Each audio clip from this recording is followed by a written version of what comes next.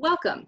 We are some of the Parkway School District care coordinators, and we work with students to support emotional needs.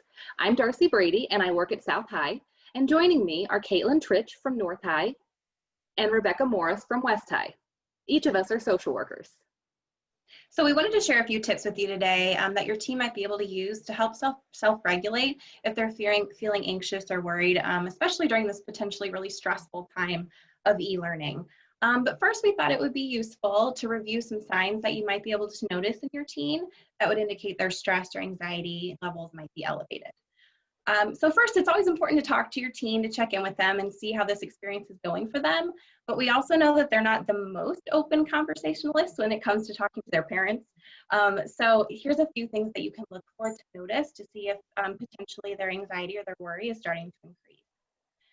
First would be changes in mood. So are they more cranky than normal? Frequently agitated? Do they have sudden outbursts? They may shut down more often. They may cry more easily than before. Or they may show just increased signs of worry. Another thing to look for are changes in energy level. So are they more restless or edgy or distracted than normal? Or on the other hand, are they increasingly lethargic or unmotivated? Just some things to notice in your teen.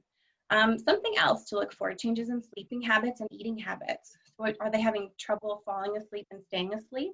Or are they sleeping more often than normal?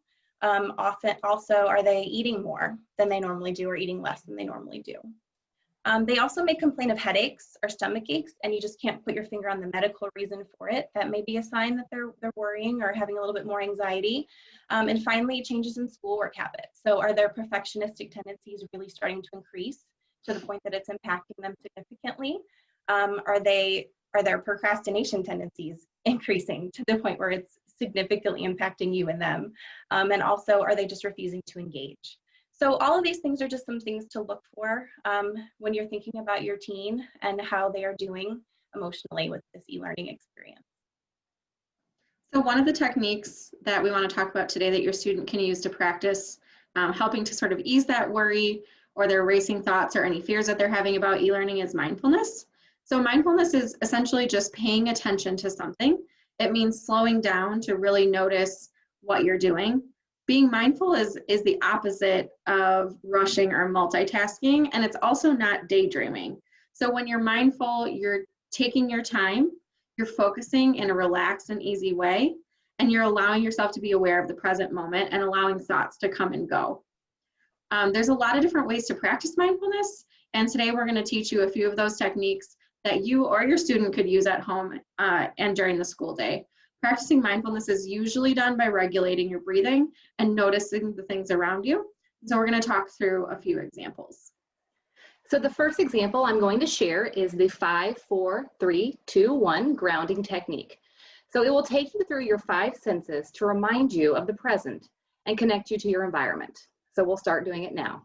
So first, take a deep belly breath to begin. So look around you for 5 things that you can see and say them out loud.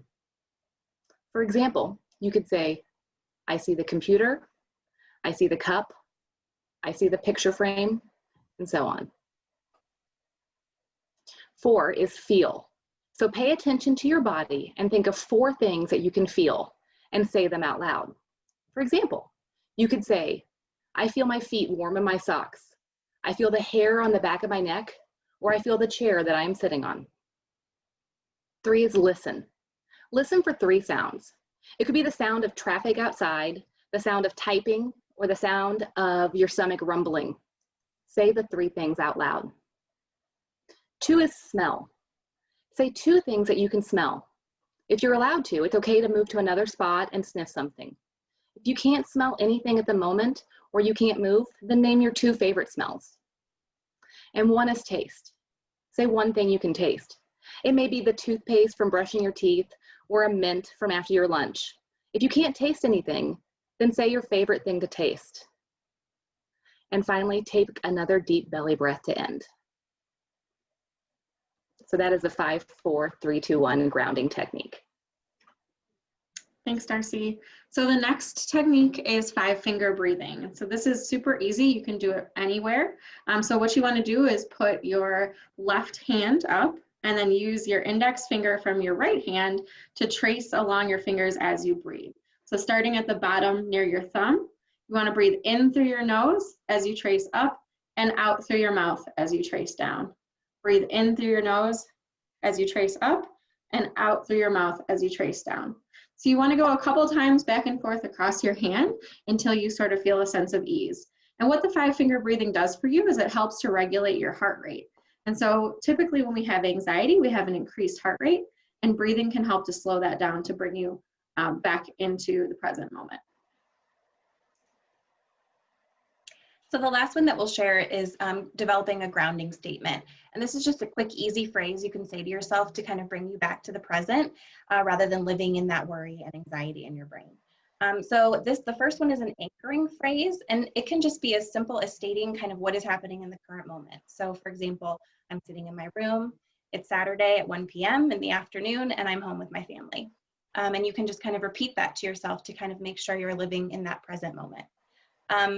An alternate one is a compassionate phrase that you can say to yourself to kind of develop that self-kindness. And this can be as simple as, I'm having a really hard time right now, but I know I'm strong and I'll get through this. So you can repeat these grounding statements several times to help break that cycle of worry and anxiety and just help you bring yourself back to the present moment. So sometimes additional support is needed as you learn to manage distance learning in the changing environment. We encourage you to reach out to your school counselor for additional support, especially if you notice a change in your emotional state or the emotional state of your team. There are additional online resources that you can access, such as the Calming Corner, which is a website that has a lot of calming and grounding techniques. There are also additional ones. So another source you can find online is through YouTube, and there are some awesome videos and resources about mindfulness. One of them is called Fablefy. That's F-A-B-L-E-F-Y, Fablefy. And so finding videos about what mindfulness is and how it can be helpful, and then also some relaxing videos that you can watch when you're feeling heightened or anxious. And finally, Parkway has assembled some really useful counseling resources that parents can access. If you go to the Return to Learn Back to School guide on the main Parkway page, you then click on Student Health, and in there you'll find some counseling resources pages with a variety of mental health supports for your families. Thank you guys so much for joining us today and for watching our video. We hope that the resources we've provided have been helpful. If you need any additional support, feel free to reach out to your counselors or care coordinators at your school. Thank you so much, and we hope you enjoyed the video. Thank you.